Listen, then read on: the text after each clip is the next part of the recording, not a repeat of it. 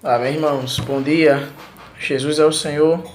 Nossa terceira semana, segunda-feira, nosso alimento diário, tem leitura bíblica, Atos 15, 40, que diz assim: Mas Paulo, tendo escolhido a Silas, partiu encomendado pelos irmãos à graça do Senhor. Agora vamos ler o capítulo 17, ainda em Atos, versículo 1 ao 9, certo? Tendo passado por Anfípolis e Apolônia, chegaram a Tessalônica, onde havia uma sinagoga de judeus. Paulo, segundo o seu costume, foi procurá-los e, por 3 sábados, arrazoou com eles acerca das Escrituras, expondo e demonstrando ter sido necessário que o Cristo padecesse e ressurgisse dentre os mortos. E este dizia: Ele é o Cristo, Jesus, que eu vos anuncio.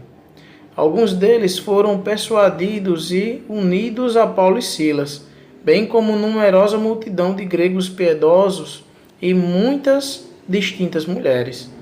Os judeus, porém, movidos de inveja, trazendo consigo alguns homens maus dentre os de malandragem, juntando a turba, alvoroçaram a cidade e, assaltando a casa de Jason, procuravam trazê-los para o meio do povo. Porém, não o encontrando, arrastaram Jason e alguns irmãos perante as autoridades, chamando: Esses que têm transtornado o mundo chegaram também aqui, os quais Jason hospedou. Todos estes procedem contra os decretos de César, afirmando ser Jesus outro rei. Tanto a multidão como as autoridades ficaram agitadas ao ouvirem estas palavras. Contudo, soltaram Jason e os mais, após terem recebido deles a fiança estipulada. Amém. Agora vamos para o capítulo 20, versículo 4. E diz assim: Acompanharam-no até a Ásia, Sópatro de Ibereia, filho de Pirro, Aristarco e Secundo de Tessalônica, Gaio de Derbe e Timóteo, bem como Tíquico e Trófimo da Ásia. Agora vamos ler Colossenses,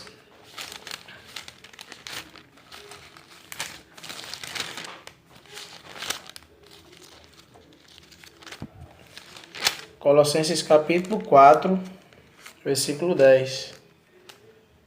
Diz assim: Sauda-vos, Aristarco, prisioneiros comigo, e Marcos, primo de Barnabé, sobre quem recebestes instruções. Se ele for ter convosco, acolhei-o. Ó Senhor Jesus, nosso versículo lê com oração é o de 1 Tessalonicenses 1, 1, que diz: Paulo, Silvano e Timóteo, a igreja dos Tessalonicenses, em Deus Pai e do nosso Senhor Jesus Cristo, graça e paz a vós outros, ó Senhor Jesus. A importância da visão panorâmica. Vamos começar. Nesta semana, vamos sobrevoar a primeira epístola de Paulo aos Tessalonicenses para obter uma visão panorâmica das circunstâncias vivenciadas pelo apóstolo e seus companheiros. Veremos como a cultura e a religião da época foram um grande obstáculo ao avanço do Evangelho, gerando oposição tanto de judeus como de gregos. E foi justamente por haver tantos desafios que a conversão dos Tessalonicenses teve tanta repercussão. Deus pôde constituir em Tessalônica um organismo vivo, a igreja, em contraste com a idolatria reinante ali. Nos 3 últimos dias desta semana, iremos apresentar 14 itens que formarão um esboço completo dessa carta. Para melhor compreensão da epístola, apresentaremos um panorama do cenário da época que nos permitirá um aprendizado vivo e dinâmico. Pelo registro bíblico, vemos que Paulo e Silas partiram de Antioquia e viajaram pela Ásia, onde confirmaram as igrejas levantadas na região da Galácia e da Capadócia. Nessa ocasião, Timóteo também se uniu a eles. Depois, atendendo a um chamado macedônico, foram direcionados pelo Espírito para o continente europeu. A primeira cidade em que pregaram o Evangelho foi Filipos. Em seguida, Paulo, Silas e Timóteo foram até Tessalônica, cidade de origem grega, dominada pelo Império Romano.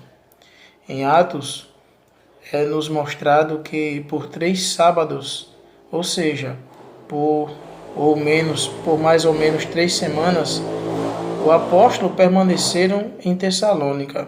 Provavelmente, a estada deles tenha se prolongado um pouco mais, contudo, a Bíblia não deixa isso claro.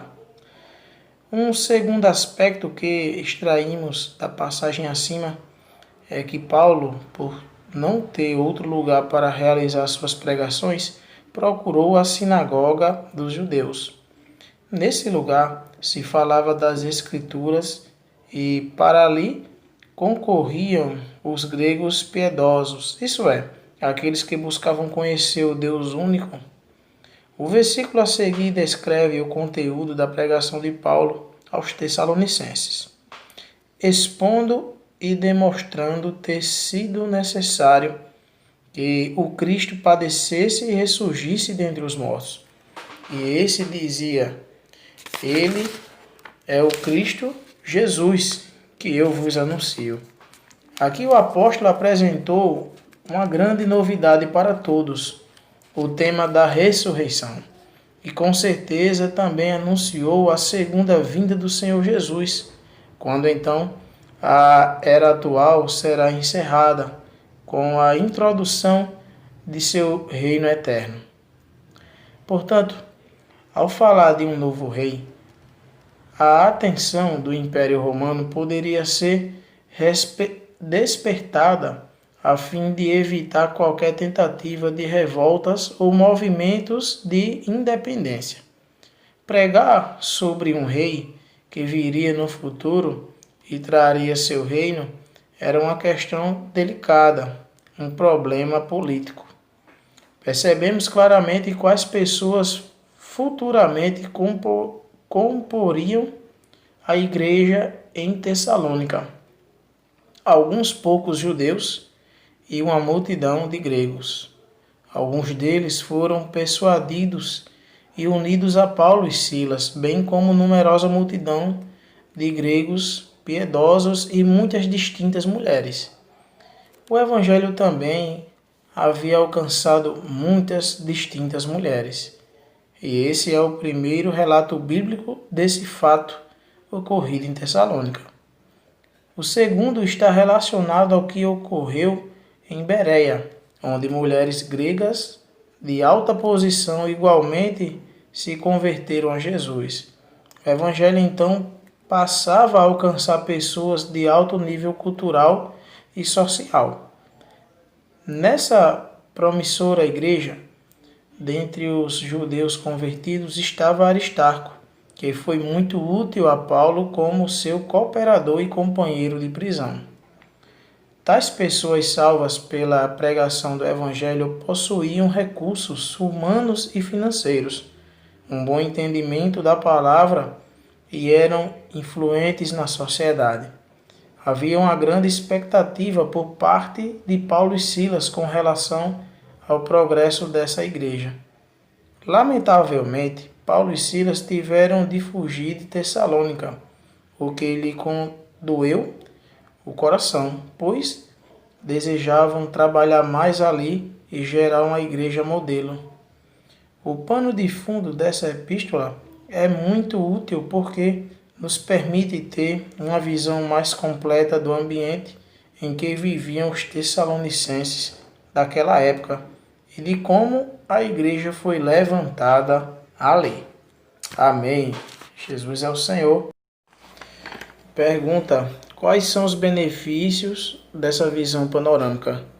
Amém, irmãos? É uma realidade. É necessário a gente ver de forma panorâmica, ver o todo, né, por cima, observar os acontecimentos da época para compreender as decisões de Paulo, as atitudes de Paulo. Esse relato aqui é sobre a segunda viagem de Paulo, quando ele saiu a confirmar as igrejas ali na região da Ásia, né, na Galácia e Capadócia, e que tinham sido levantados ali pela primeira viagem ministerial. Acompanhado de Silas, veio uma visão do varão macedônico e tal. Isso levou ele a entrar no continente europeu, levando ele a Filipos. E dali ele partiu para Tessalônica. E a gente vê ali a labuta dele lá naquela igreja, né? Encontrou um ambiente onde, pregando ali, várias pessoas quiseram segui-lo, né? Receberam o evangelho, né? Mulheres e judeus piedosos. Mas a influência da cultura grega era muito grande ali, muito forte. É um pessoal que valorizava muitas coisas do ser humano, né? A filosofia, enfim, o debate da palavra, né? De sabedoria. E a idolatria era enorme, os deuses gregos ali. Então era um ambiente muito difícil, né? Mas Paulo não se acovardou. Na verdade, o Senhor abençoou. E em determinado momento, por causa da perseguição, Paulo, ao pregar sobre um rei, né, o Senhor Jesus, ele apresentou ali uma novidade àquele pessoal, sobre a ressurreição, porque ele expondo nas Escrituras que era necessário que Cristo padecesse, né, e ressuscitasse, ressurgisse dentre os mortos. E falando ali sobre o reino dos céus, ou falando da pessoa de Jesus, como eles recebiam, né? O pessoal contra Paulo via uma oportunidade de entregá-lo, né, às autoridades e mostrar que eles estavam falando sobre um novo rei, né? Então isso aí seria uma traição. Então, devido a essa perseguição, Paulo até lamentou, teve que fugir. E vendo ali ele que poderia ser gerado uma igreja modelo ali, ele queria labutar mais tempo ali.